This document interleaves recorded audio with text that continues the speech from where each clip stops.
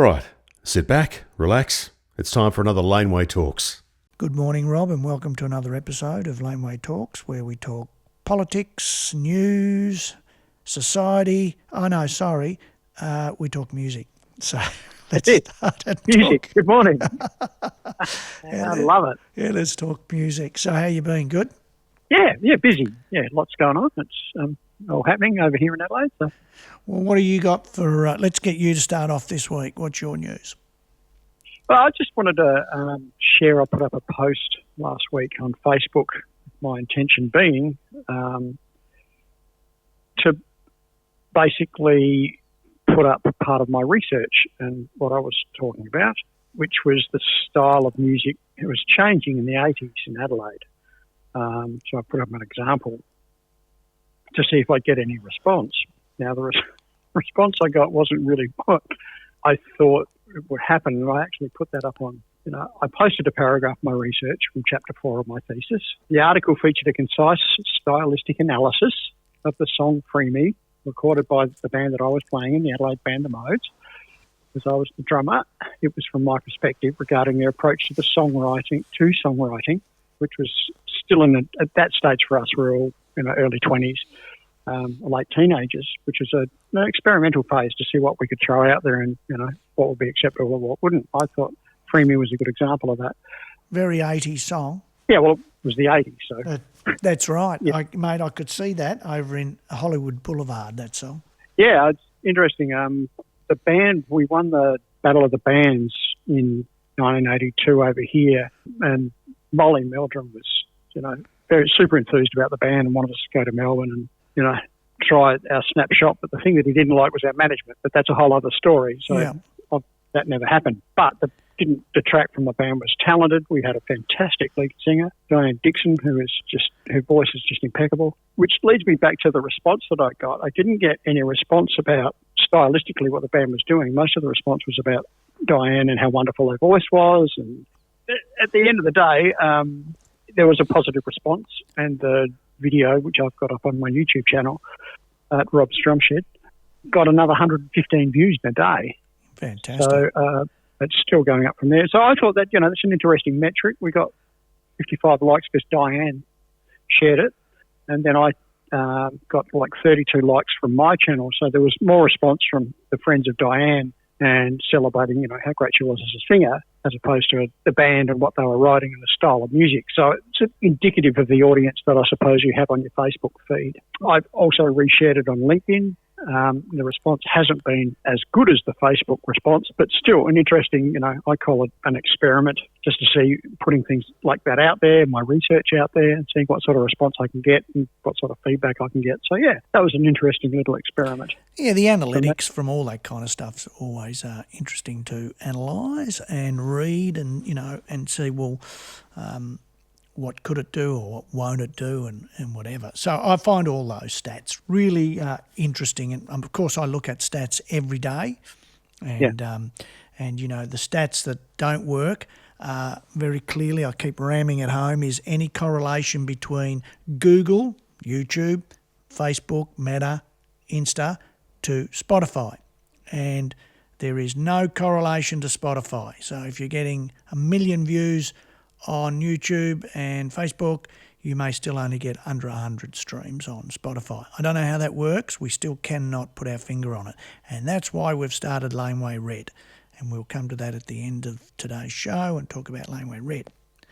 Absolutely, yeah. Looking forward to hearing about that. So some of the news this week is coming out, and we all know we're in a cost of living crisis, and inflation is a cycle which, if not broken, will continue on, and you can't continue feeding the beast, which is the beast being us workers, and paying us more, because then it feeds into more inflation. So the remedies for inflation over the years have been really difficult. It's quite crushing on society, because you either have to increase unemployment, because that reduces the money being spent out there, and therefore the demand on goods are not bid up, and therefore inflation comes down.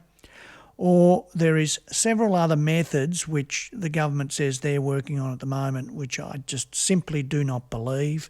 All I keep seeing is that there's more and more costs placed on business and on, individuals by, in many methods.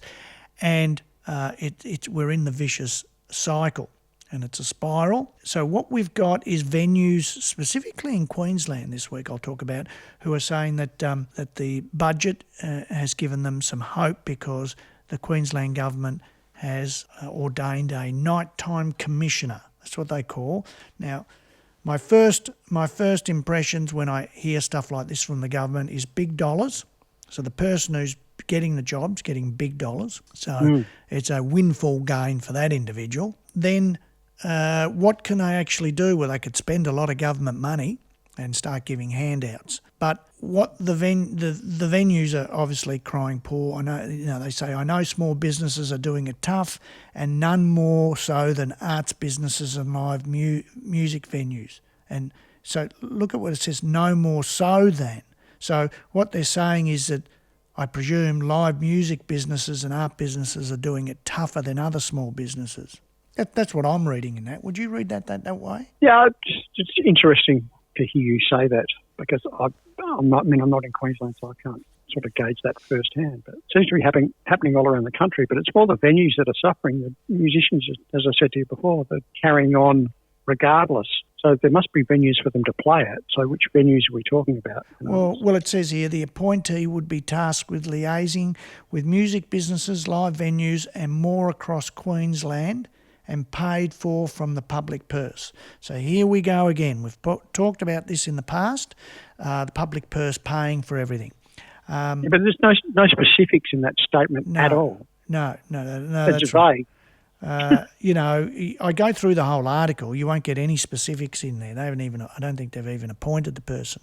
So we're going to throw money and, and this is what's going to happen and yada, yada, yada. But we know that there's a cost of living crisis, and that goes across all businesses out there in the economy. And, we know inflation is the cause of that.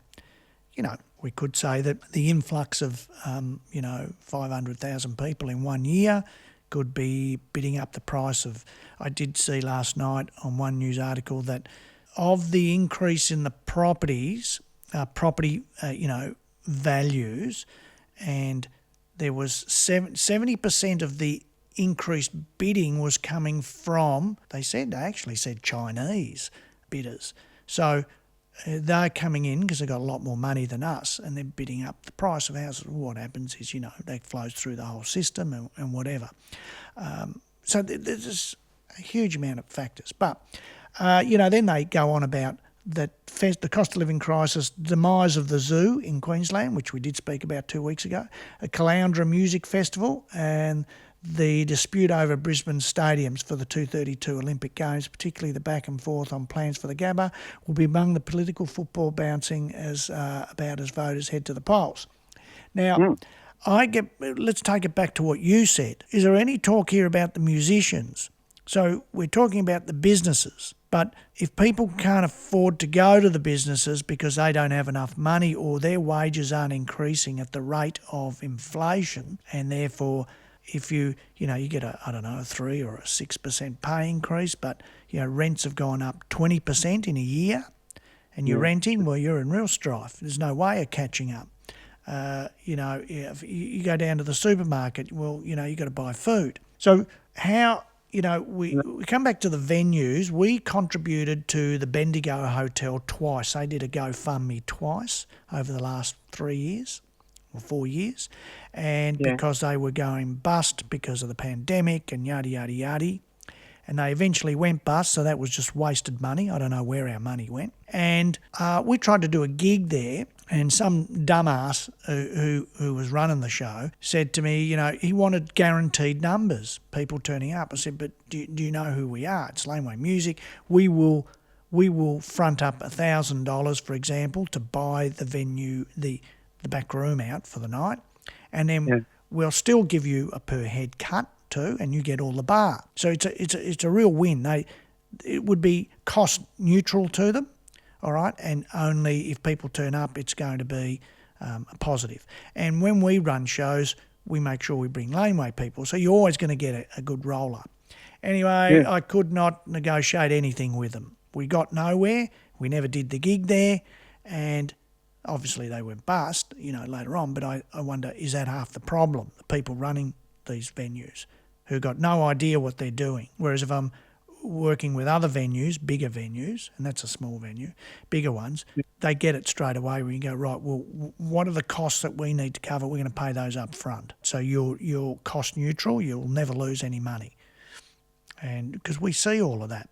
And we can afford to do that from a Laneway music perspective to put on our shows, and we want the artists there, yada, yada, yada. So I get very antsy about government funding, putting on a commissioner of nighttime venues or whatever they want to call it.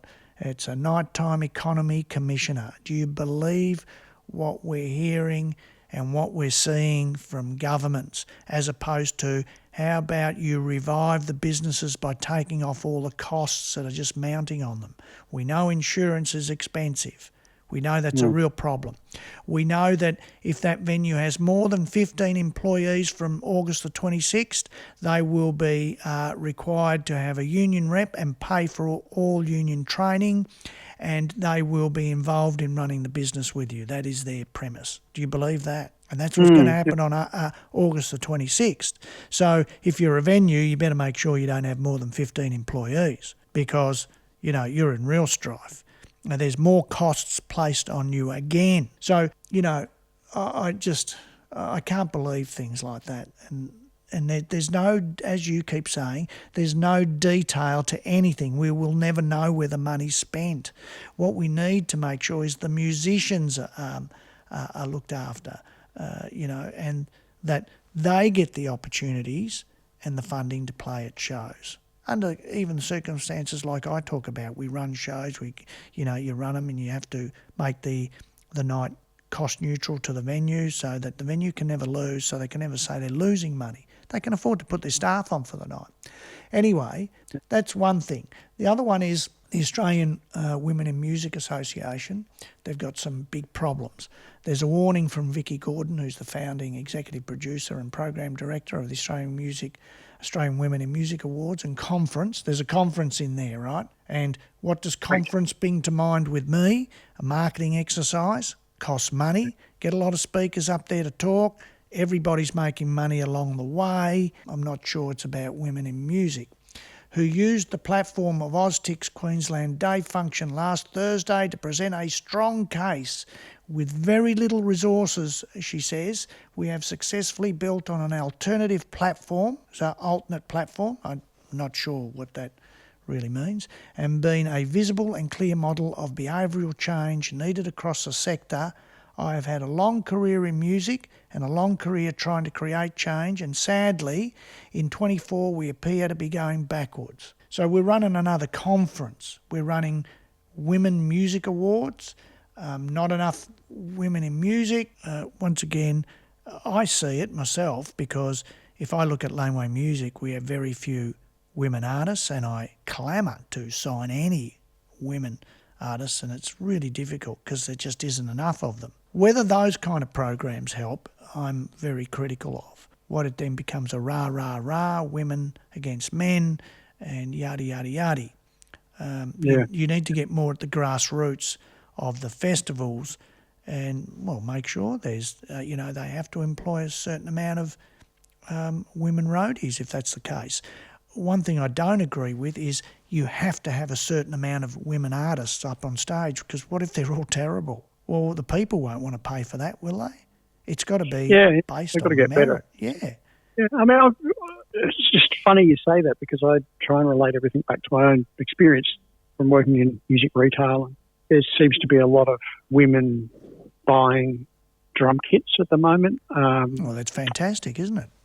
Yeah, that's a really good thing, a very, very positive thing. And I'm not just talking about, younger women. I'm talking about, older, 30s to 40s. And I've got a lot of students and their bands have a lot of girls, women in the band. So there's numbers there more than, I kind of think back over the past 20, 30 years, which is a contemporary sort of time frame, but more so than it's ever been. There seems to be that inclusion. It seems to, from what you're saying, I don't know how that relates to, you're talking about who's playing in pubs and who's playing in bands, but I mean, I've got a gig coming up in 4 weeks, I think we're doing it, and I've got my students' bands playing at it, and out of the 4 students' bands I've got, 3 of those have 2 or 3 girls, women in the band. Well, that's not what they're saying. Outnumbers the boys, really. That's not what they're saying here. She's saying the playing field for women and creative minorities, right, creative minorities, remains vastly inequitable.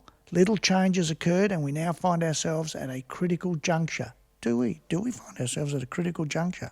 Because I know what we do at Laneway Music is we started this label, and as the story goes, was because Mike Rudd had come to me.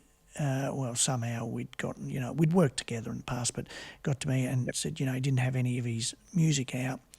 And I said, oh, okay, well, we could help with that. And we did.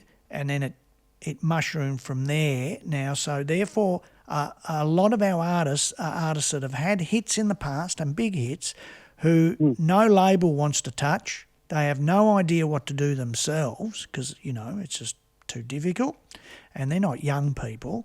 And so therefore, Laneway provides a very valuable function for that heritage artist layout. Now, all right, we're getting younger artists now, so we're moving up from the 70s to the 80s to the 90s and to the 2000s. And within that process, what we found is the inequitable structure of the network or the industry in that, we talk about Spotify, and that they've got no real way of marketing themselves and knowing that it's real marketing. It follows through to, as I say, if you get 100,000 streams on YouTube, you get 2 streams on Spotify. If you don't get 1,000 streams on Spotify, you don't get paid. And I can tell you that Laneway Music is seeing a reduction in its revenue right now. It's really started to filter through from that Spotify reduction of if you don't hit 1,000, you don't get paid. And we're starting to see it.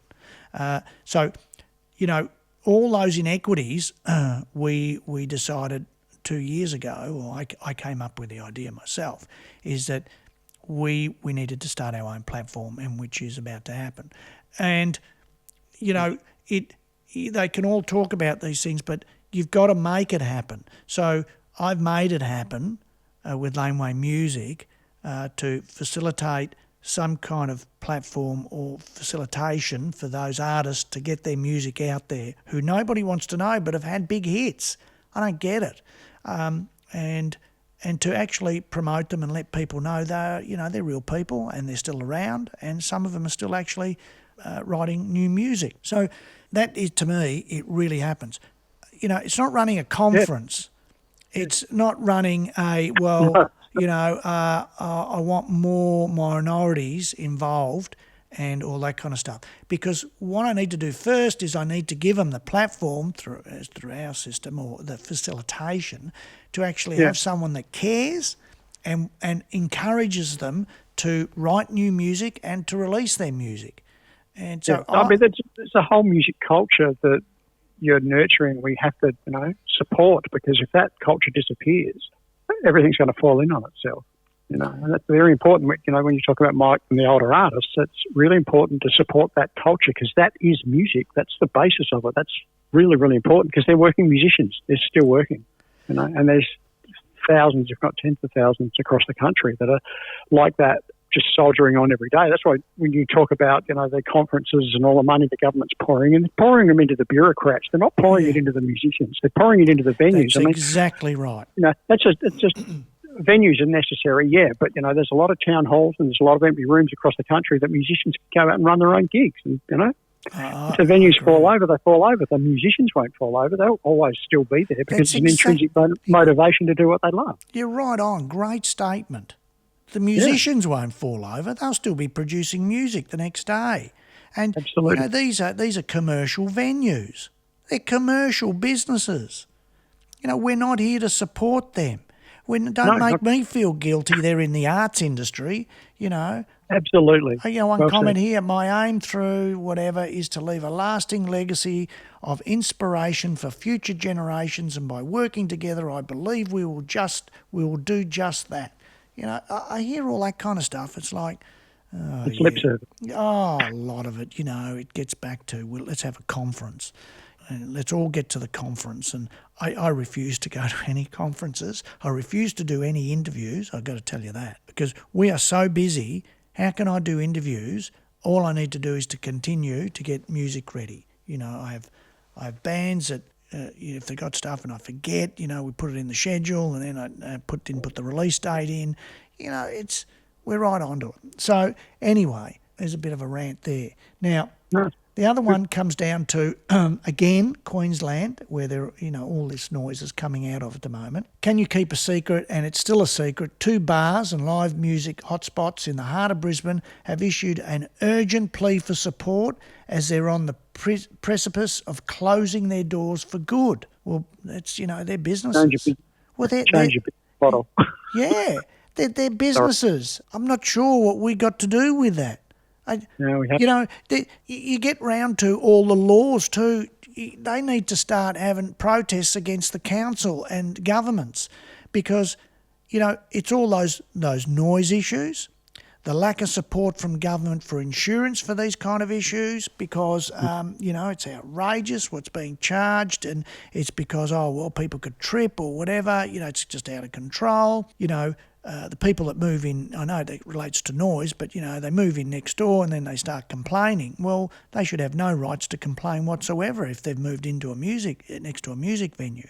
Yeah. You know, I mean, there's a lot of issues which actually comes from the local council or the government. They're the ones who impose, I suppose, restrictions, as I said to you, you know, the 15 employees or more. Wow. Yep. It comes back to control, doesn't it?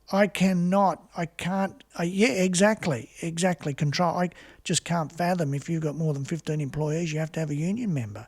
Mate, that to me is a straight out grab for more union fees, stronger unions who contribute to one particular party, and therefore what you've got is control. You just said it, control. And this is insane. You know, and it's all the OH&S is an important part of business, but it can go haywire. And I've seen it go haywire in businesses I've been in. And you know, you have to have directions on the floor, or you know, a particular type of chair. It needs to be a particular type of chair, or you know, you go into the kitchenette area and the kettle needs to be specific because, you know, you could get electrocuted with or burn yourself with a different type of kettle.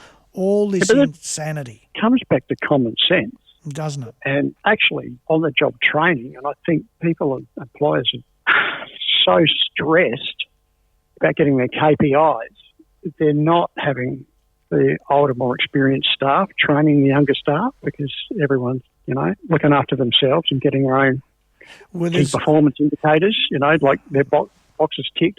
It's very strange the way things are now. I read an article only 2 days ago about there's a real problem with executive performance levels in Australia at the moment. And what happened was, throughout the pandemic, a lot of executives in the older generation had decided, well, this isn't bad, I'm not going into work, and I think it's time to retire, and I've got enough money, and they started retiring. What happened? Your younger executives are therefore coming up. What those older executives and CEOs didn't do, they didn't have either a good training program to train or mentoring program to bring up someone underneath them to take over, or they didn't do it across the spectrum to, in general, executive levels or high management levels, to mentor these people and then who could flow through. So what they got now is, and they did one in the consultancy industry, and they're bringing back a lot of these older generation people, like myself, for example, 60s, getting them to come back in, offering them big money. That's a problem in itself again, isn't it? Because they had money and now they're getting more money to help mentor these younger CEOs who are underperforming. who are not meeting KPIs, don't know how to, get to the end result that you need a bottom line that's favourable to the next year because you need that profit to be able to pay for everything next year.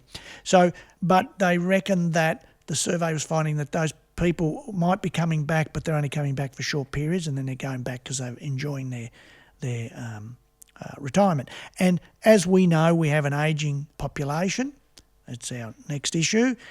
Therefore, is this coming across into the music industry too, where they don't know how to deliver because they haven't been mentored or trained well enough?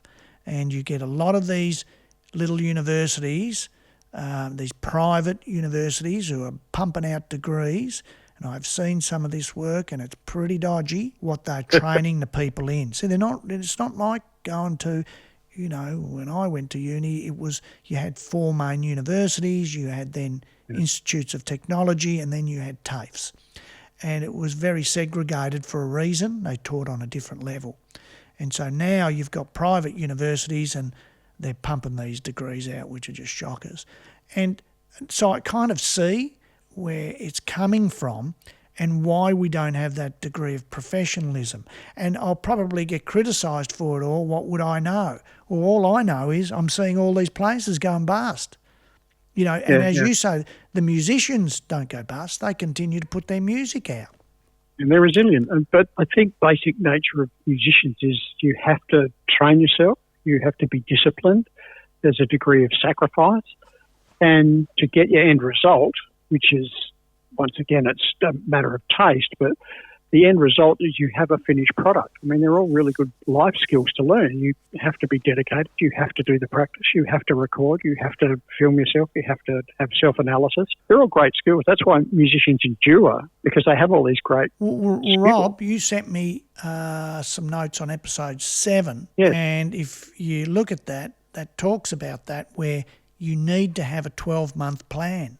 You are a business as a creator, as a musician. Absolutely.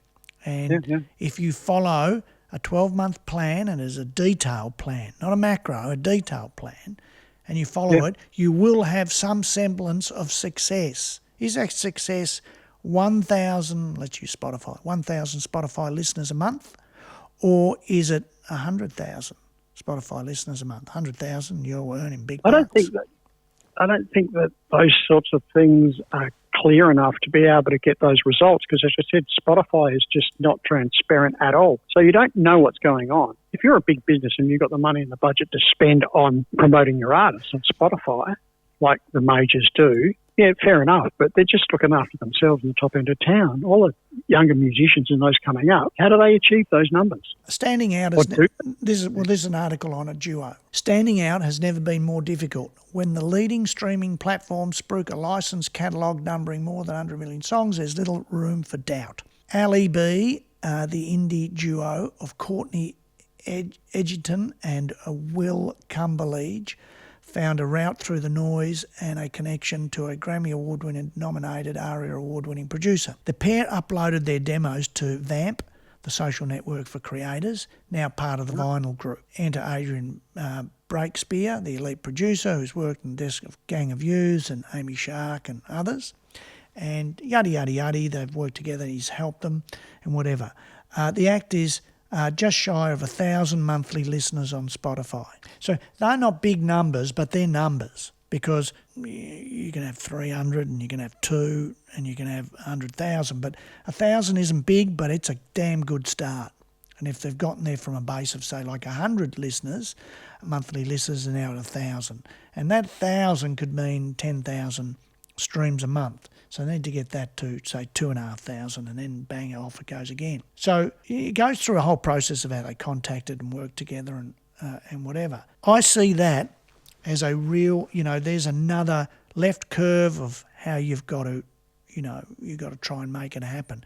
That's got to be in your 12-month plan. You have to search all these platforms out. You have to give them a go, and you have to give them a go again, and then again and again. It's like being on Instagram, it's like being on Facebook, it's like being on YouTube.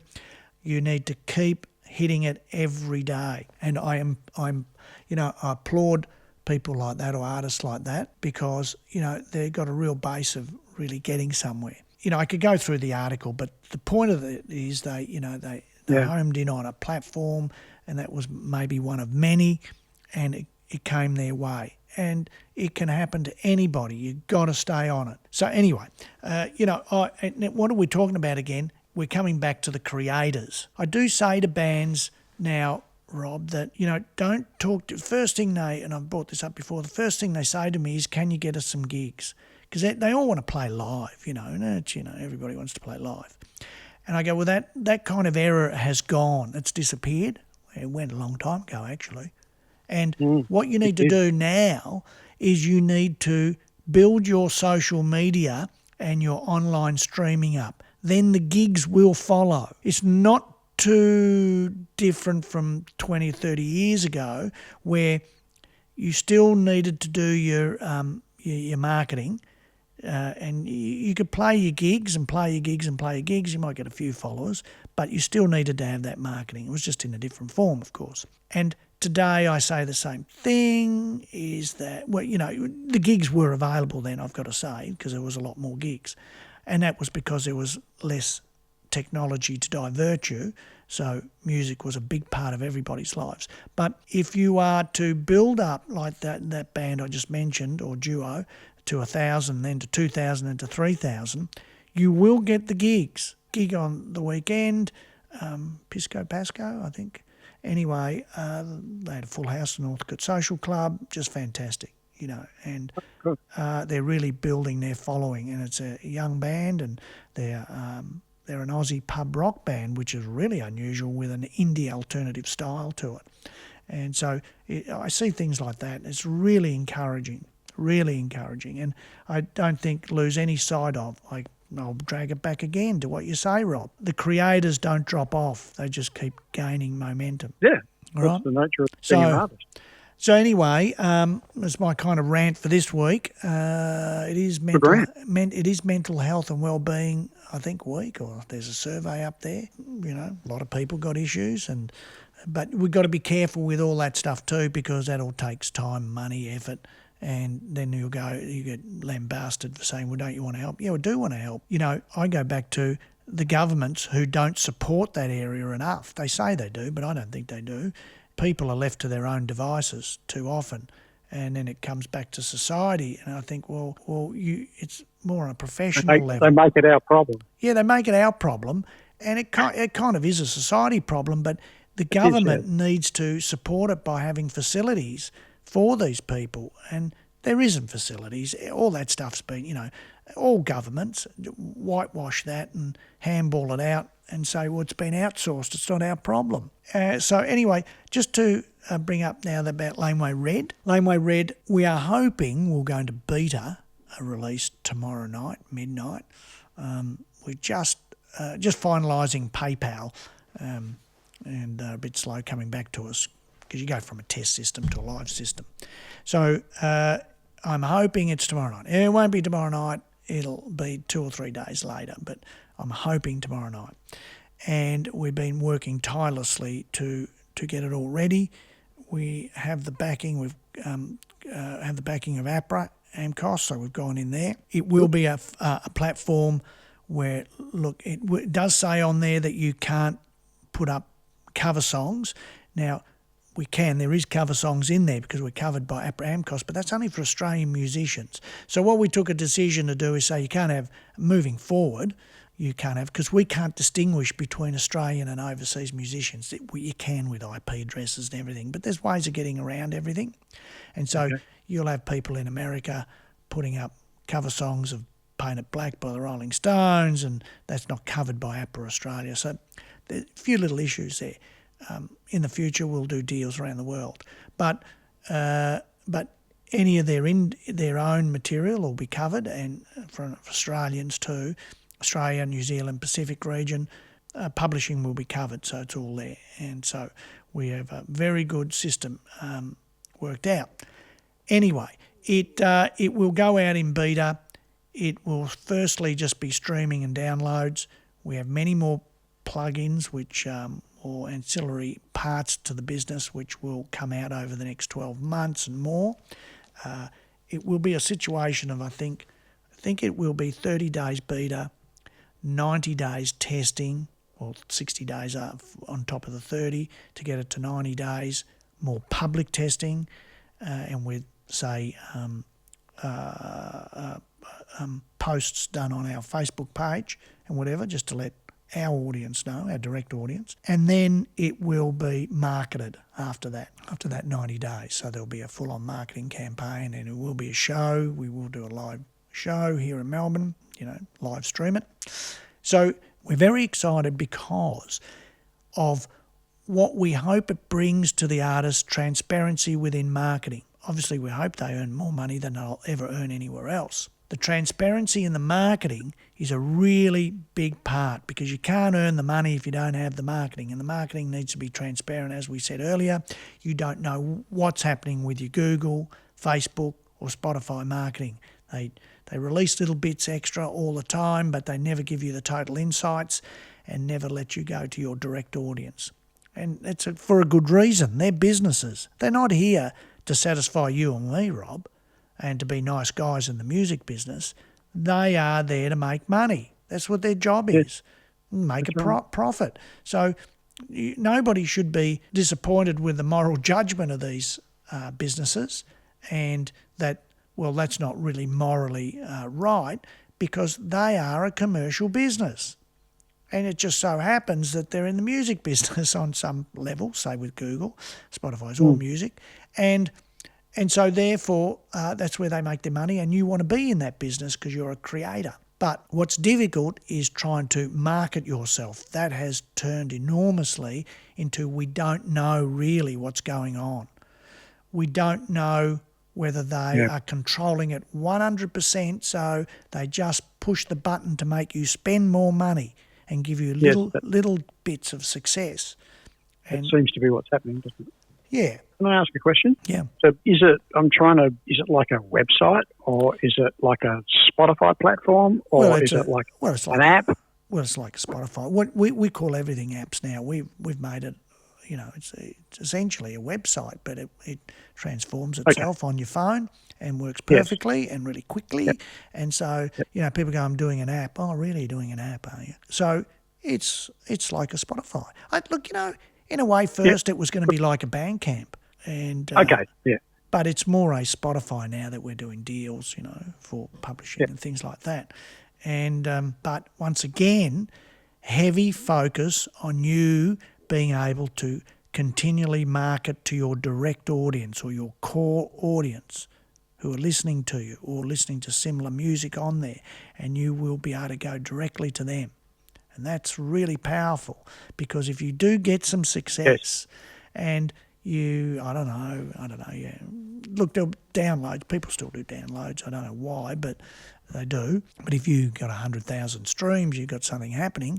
Well, you can directly market to those 100,000 people that, either playlisted, commented, played it, shared it. I can tell you can't do that on any other platform. You cannot go to that. It's a subscription based? No. There's no subscription base. We make 15%, and the artist makes 85%. I think, 9% goes to, so they make 84.1. 9%, 74. 76, isn't it? 0.9. Anyway, 9% goes to, of every sale, goes to APRA to pay the publishing. They'll take their 10% and give 90% back to the artist. You with me? Kind of. Like if I came on and found an artist, I'd buy their song. Is that what it is? You could buy their song and download it in, in waveform or AIF or whatever. Or you can stream. You can stream it too. You can stream it. A lot of the artists will come on there and put limited streaming, because they don't want you streaming it all now. They want you buying, but you'll be able to stream it also. And there will be no marketing on the site for 12 months as we build our core audience and build mass. And then we will go out and there will be an ad-funded business too, which then I think I've said in the past, our aim is to be able to, if something gets played on your song, an ad, you will share in that 50-50 with us. Now, people go, oh yeah, but how much is that? Well, you need to have a look at how much that is now with, say, Spotify. You would get 0.000000001%, right? Now, if the ad, I'm just using this as an example, if the ad was to cost the advertiser 1 cent to put it on top and tail on your song, well, you will share 50-50 and get 50% of that. You get half a cent. To get half a cent on Spotify, you'll be doing a lot of streaming. Right? A lot of strength. Yeah. So yeah, right. we think it's going to be a real winner, a model, and that it is here for the artist. We will survive on 15% of downloads to begin with, and then when it comes to the marketing, or advertising, well, that's different. Then we'll take our slice of that too. And I'm very, very upfront about it. We think we're doing the right thing and trying to build a platform where artists can truly build their audience, truly build it. Because the other platforms are interested in making money for themselves, and if they have to manipulate that, well, we don't know that they're not doing that, because you don't know anything. You've got no insight into how they're really operating. So ours will be much more transparent in that, you can get to that audience and you can deal with. So like, you see, on Spotify, for example, nobody can make a comment. There's no comments. No, there isn't. No. Right? Well, why isn't there any comments? Well, they could have that. They're a, $6 billion company or whatever they are. Well, they could have that. And then I could then come back and respond to that, and I could converse with those people. I could tell them to please share it out. I could then market to them.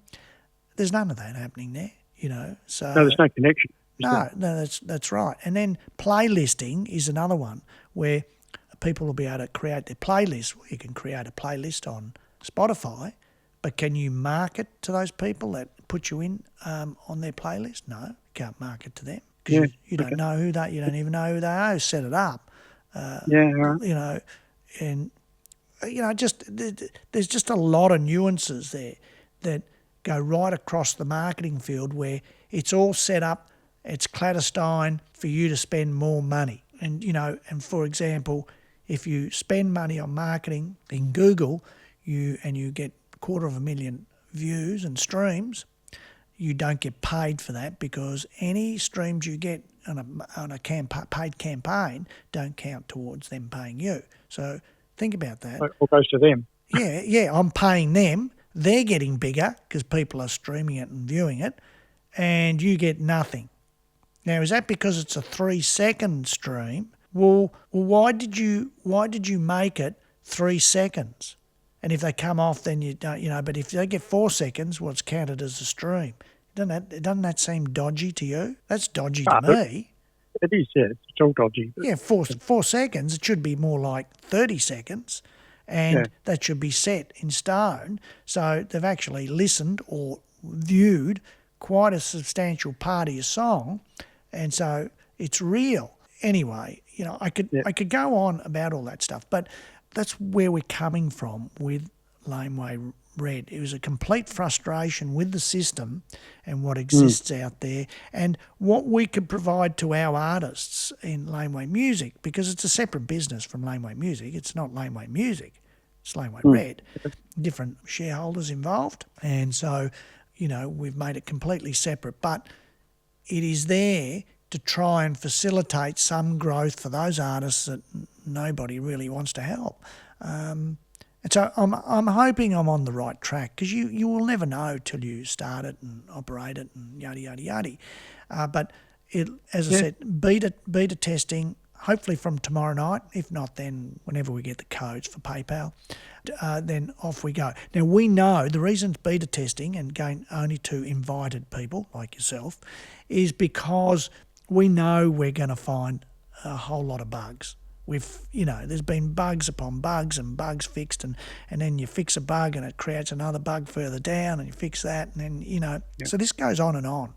And so we know we're going to see a lot, and that's why beta testing for 30 days to select audience. Not so much about the comments, we don't like the look. It is a lo-fi site on purpose. We are not up against the majors for very good reason. We do not want to compete with them. at this stage whatsoever. And so we want more people coming back to us going, I just went into this area, it doesn't work, because it's so big. We've got the last count, it was 700,000 lines of code involved. Yeah. And we haven't even got to the other parts, which will be merchandise, ticketing, and whatnot. Videos, of course, are in there too, by the way. It's not just audio, it is video. And so very excited. I understand. Oh, yeah, absolutely. Because I have my own website and we build it from the ground up. So, we share the same or similar sort of things. And I don't know a lot about that side of it. My thing's been all on the creative side, but all I know is that they've been coding for 18 months. I get it. And it's just been massive. And, you've got to go out to a data centre, Rob. You've got to have your servers in there. There's another $40,000. Yep. The costs that come each month from that, the bandwidth, everything. It's just humongous, but very excited to be delivering. And, it's great. And with the help of APRA too in there. Anyway, that's it for this week. I'll keep you posted next week. It'll be a big discussion then, see how we go. I'd like to get your opinions next week. And I don't want anything derogatory online, okay? I'm not one to do that. If you know me. If I hear anything derogatory, I'm saying the same about Rob's drum sheds. Someone who'd seen it, I gave a sneak peek to go, well, it's pretty, it's not up there looking like Spotify. And I said, well, we don't want that. It's not what we're about. We're a cottage kind of little business. This has been done in the garage, and we're not up against that. But if you want that, well, you go back to Spotify and, do what you do there. Thank you very much. Yeah. I mean, it's different, but Rob's Drum Shed, the website, is purely an educational-based website based on my own experiences as a player. It's the same sort of thing. It's trying not to compete with Drumeo or something like that, the big, huge, massive educational sites that, just pump out thousands and thousands of lessons, Mine's more focused on that. So it's a different thing, and it is a cottage thing, and it's, I've got a couple of guys that built it, and we've got an IT, we meet every couple of weeks, and there's a lot of work involved. I can imagine. Behind the scenes, just to keep it up and running and keep the content current. And so the students have got, a backup for their lessons that they have every week from the book. So I appreciate how hard you've got to work to get those platforms up. So well done you. Anyway, well, let's hope, Rob, that it, it's robust enough and that in 90 days we can go out with a big splash. Anyway, we'll talk next week more about that, okay? It's been good having you on today, and hopefully it's sunny over there in Adelaide, my friend. No, it's pouring with rain and cold. Oh, really? It's freezing here, and I've got no heating. Our heating's gone. I know what it's like to live with no heating. It's not good. Rug up. We've got to wait for it to be fixed. Okay, see you, Rob. No, see you, Vince. If you enjoyed that, there's more. Just search Laneway Talks for more great conversations.